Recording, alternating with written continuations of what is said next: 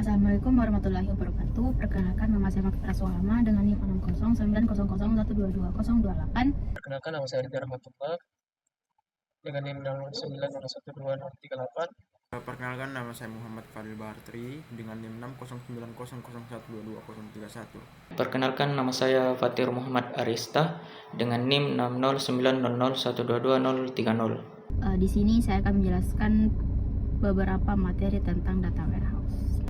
Data warehouse adalah sebuah sistem yang bertugas mengarsipkan dan menganalisis data histori untuk menunjang keperluan informasi dalam organisasi atau perusahaan. Adapun fungsi dari data warehouse yang pertama adalah terintegrasi. Data dari berbagai sumber disatukan menjadi satu kesatuan memudahkan analisis data. Yang kedua, statis dan terbentuk secara periodik. Bersifat statis dan tidak berubah dengan pembuatan atau pemutakhiran data. Yang ketiga, membantu mengoptimalkan ROI. Data warehouse membantu menghitung akurasi pengembalian investasi sehingga lebih menguntungkan bisnis. Yang keempat, memberikan insight seputar historical data. Yang kelima, ada komponen data warehouse yaitu central database, ada tool ETL, ada metadata, dan access tools. Kemudian ada jenis data warehouse, itu yang pertama gudang data perusahaan atau enterprise data warehouse, menggabungkan beberapa area fungsional organisasi dengan cara yang terpadu. Yang kedua, penyimpan data operasional atau operational data store, digunakan ketika OLTP tidak dapat memenuhi kebutuhan perusahaan. Yang ketiga ada data mart. Yang keempat ada kategorinya itu dependent, independent, dan hybrid. Kali ini saya akan memaparkan materi terkait studi kasus penerapan data warehouse pada bidang industri. Yang pertama itu mungkin sedikit gambaran terkait materi umum. Apa sih data warehouse?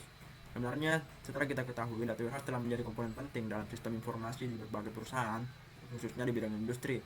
Penerapan data warehouse ini secara kompleks menawarkan berbagai keuntungan, seperti yang pertama itu meningkatkan pengambilan keputusan. Kenapa bisa demikian? Karena dengan data warehouse ini dapat menyediakan akses terpusat dan terintegrasi ke data historis dan terkini, sehingga memungkinkan pengambilan keputusan yang lebih cepat dan tepat berdasarkan informasi yang akurat dan komprehensif. Kemudian yang kedua, meningkatkan efisiensi operasional, di mana dengan data warehouse ini kita bisa mengidentifikasi pola dan tren dalam data, sehingga membantu proses bisnis dalam mengidentifikasi strategi. Yang ketiga yaitu meningkatkan kepuasan pelanggan, di mana dengan data warehouse ini kita bisa menganalisis perilaku pengguna sehingga sistem bisa menyesuaikan dengan perilaku-perilaku yang terjadi pada usernya. Keempat yaitu meningkatkan keunggulan kompetitif. Dengan mengetahui data warehouse secara efektif, kita dapat meningkatkan atau mengetahui apa sebenarnya menjadi kekurangan dalam sistem kita, sehingga kita bisa menerapkan inovasi baru atau strategi dalam menerapkan proses bisnis yang sekiranya bisa mengakibatkan keuntungan yang lebih banyak tentunya. Yang pertama, untuk perusahaan pertama itu ada perusahaan manufaktur. Adapun keuntungan atau mungkin penerapannya itu yang pertama, dengan data warehouse ini bisa menganalisis atau menganalisa kualitas produk. Data warehouse dapat digunakan untuk menganalisis data cacat produk, mengidentifikasi penyebab cacat, dan menerapkan tindakan korektif untuk meningkatkan kualitas produk.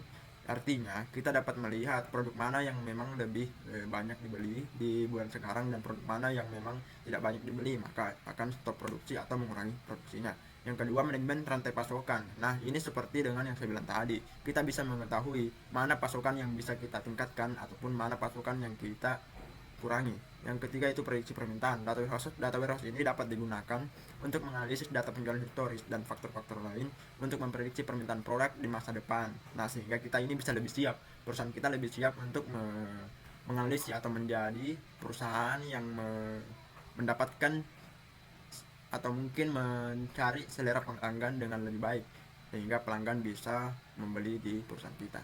Yang kedua, untuk perusahaan kedua ini adalah perusahaan yang bergerak di bidang retail.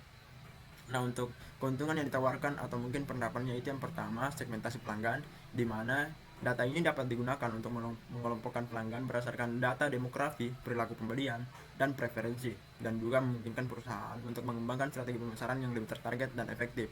Nah, segmentasi pelanggan ini berarti kita dapat mengelompokkan beberapa pelanggan berdasarkan analisa perilakunya, sehingga target yang kita tuju itu lebih kompleks atau lebih mencakup.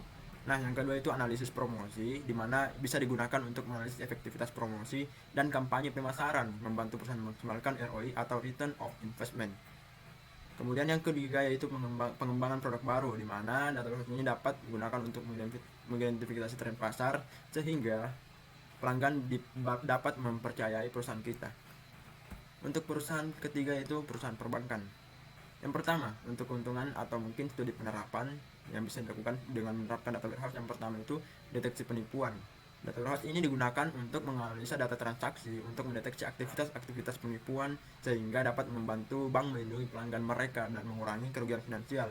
Dengan data warehouse ini kita dapat menganalisa perilaku pengguna yang mungkin agak mengkhawatirkan sehingga kita bisa meng-cut ataupun memberikan sebuah solusi agar tidak terjadi tindakan-tindakan kerugian lainnya. Yang kedua yaitu penilaian risiko kredit, di mana ini dapat digunakan untuk menganalisis data keuangan dan kredit peminjaman untuk menilai risiko kredit mereka, membantu bank membuat keputusan peminjaman yang lebih baik, di mana kita bisa men-tracking histori-histori yang dilakukan oleh para user-user ini sehingga kita bisa membuat keputusan peminjaman yang lebih baik. Yang ketiga yaitu pengembangan produk baru, di mana data warehouse ini dapat digunakan untuk mengidentifikasi kebutuhan keuangan pelanggan dan mengembangkan produk keuangan baru yang sesuai dengan kebutuhan tersebut.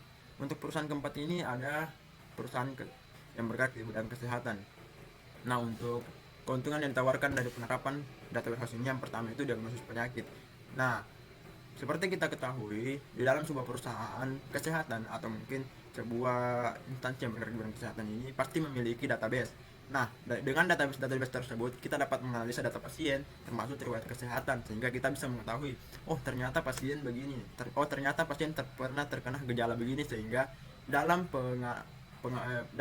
menganalisis penyakit ini kita bisa lebih tahu lebih panjang karena kita sudah tahu riwayat penyakit sebelumnya. Nah, untuk yang kedua itu pengembangan perawatan yang dipersonalisasi. Artinya apa? Ini dapat digunakan untuk menganalisis data pasien untuk mengembangkan rencana perawatan yang dipersonalisasi yang lebih efektif, di mana ketika kita mendapatkan keluhan-keluhan pelanggan, kita dapat mencatatkannya dalam database sehingga bisa disesuaikan dengan standar operasional. Kemudian yang ketiga yaitu manajemen populasi kesehatan. Data warehouse dapat digunakan untuk melacak kesehatan populasi secara keseluruhan dan mengidentifikasi risiko kesehatan sehingga dapat membantu organisasi kesehatan masyarakat mengembangkan program pencegahan dan intervensi yang ditargetkan. Di sini saya akan menjelaskan atau menyebutkan studi kasus penerapan data warehouse di bidang industri. Nah, yang pertama itu ada penyiaran dan media. Nah, di sini saya ambil contoh yaitu perusahaan Netflix. Nah, jadi Netflix ini tantangannya harus mengelola data dari jutaan pengguna yang menonton di berbagai platform mereka. Nah, Netflix ini perlu menyediakan rekomendasi konten yang relevan dan menganalisis tren menonton. Nah, adapun solusinya dengan menggunakan data warehouse yaitu untuk mengkonsolidasikan data penggunaan, penilaian dan preferensi konten dari pengguna. Dengan analisis data, Netflix dapat menyediakan rekomendasi konten yang personal dan memahami tren menonton untuk mengembangkan konten baru yang disukai oleh penonton. Nah, adapun hasil dari solusi penggunaan data warehouse ini, yang pertama itu ada peningkatan retensi dan kepuasan pengguna. Yang kedua ada pengembangan konten baru berdasarkan tren dan preferensi pengguna. Dan yang terakhir ada pengelolaan katalog konten yang lebih efektif. Nah, adapun contoh kedua yaitu di bidang atau e-commerce. Saya ambil contoh di perusahaan Amazon. Nah, jadi Amazon ini tantangannya harus mengelola sejumlah besar data pelanggan, penjualan inventaris, dan pengiriman dari seluruh dunia. Selain itu, Amazon perlu menyediakan rekomendasi produk yang relevan kepada pelanggan. Nah, adapun solusinya dengan menggunakan data warehouse itu untuk mengintegrasikan dan menganalisis data dari berbagai sumber, termasuk data pelanggan, transaksi, dan log aktivitas. Dengan data warehouse, Amazon dapat menghasilkan rekomendasi produk yang dipersonalisasi dan meningkatkan pengalaman pelanggan.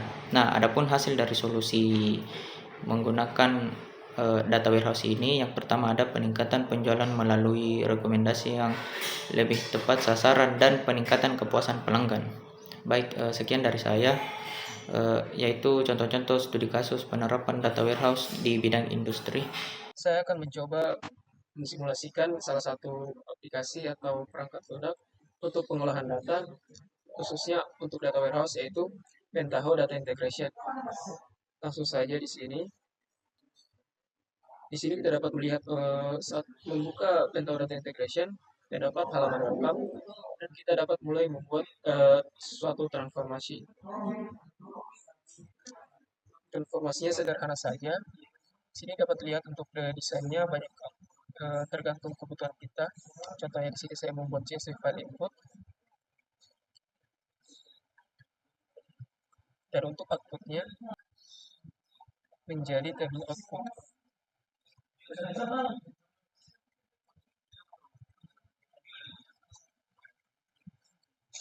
CSV file inputnya kita dapat membuat suatu dataset, contoh dataset. Itu di sini ada Tox Sport.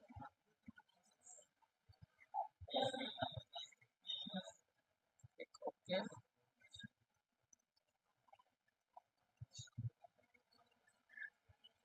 Fields.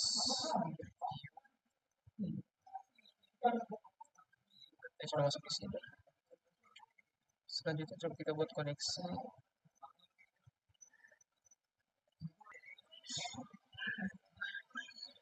Kita buat suatu database di sini di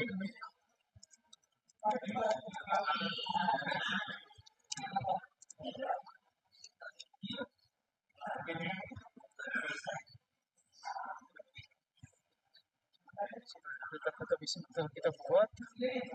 Selanjutnya kembali ke tadi, kita buat koneksinya yaitu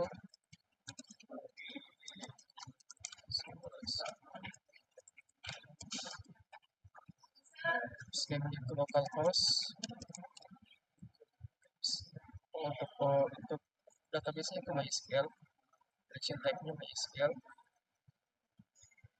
Scannya tadi ini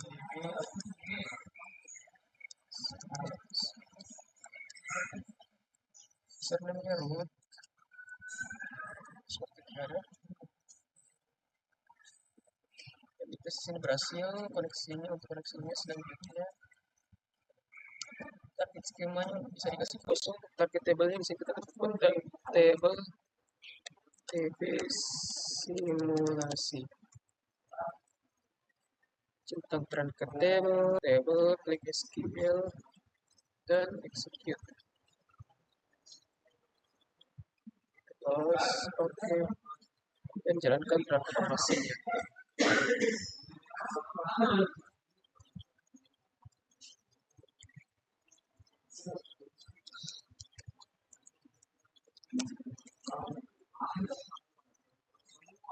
Simpan transformasinya direktor kita. Dapat lihat di sini berhasil. Untuk datanya akan masuk ke dalam HP MyAdmin simulasi. Dapat lihat di sini datanya sudah masuk semua. Oke, mungkin itulah contoh simulasi sederhana menggunakan Pentaho Data Integration.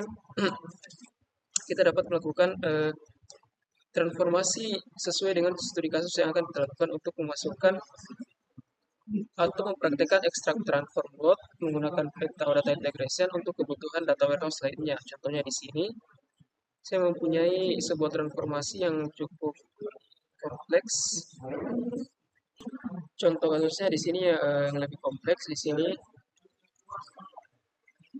Contohnya di sini kita punya sebuah data mahasiswa yang mempunyai kolom nomor, nama, kehadiran, tugas, kelas, dan UAS, dan kita ingin membuat sebuah kolom baru yaitu kolom nilai akhirnya. Kita dapat menggunakan Pentaho Data Integration untuk membuat transformasinya. Berikut transformasi yang kita buat. Pertama itu ada service input untuk memasukkan data Excel tadi. Untuk filter sendiri kita filter dari kolom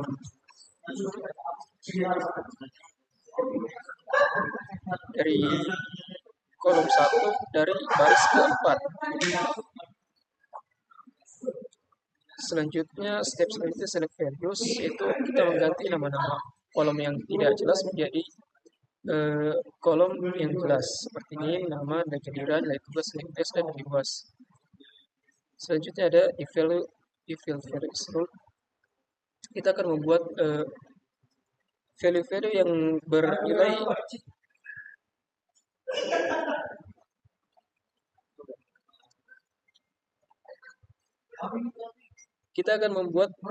yang bernilai 0 di sini akan digantikan yang bernilai kosong akan digantikan dengan nilai 0.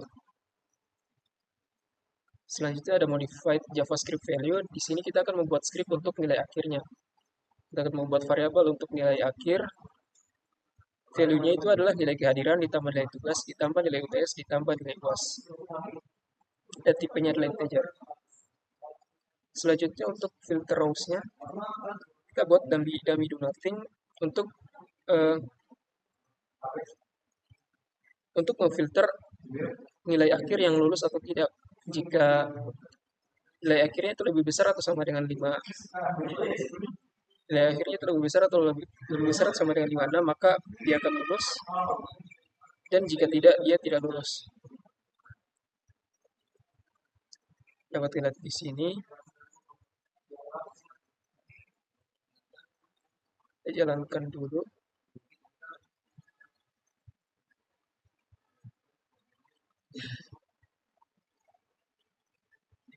Filenya dapat kita lihat di sini.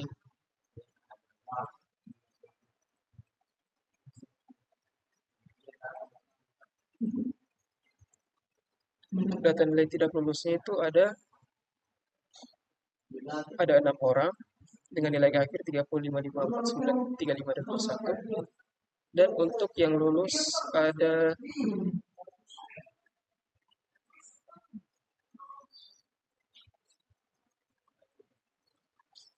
Untuk yang lulus ada 19 orang. Dapat tidak di sini nilai akhirnya itu lebih besar dari 50.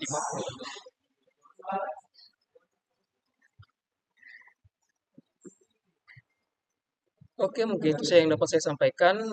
Lebih dan kurangnya mohon dimaafkan. Wabillahi taufiq wal hidayah. Wassalamualaikum warahmatullahi wabarakatuh.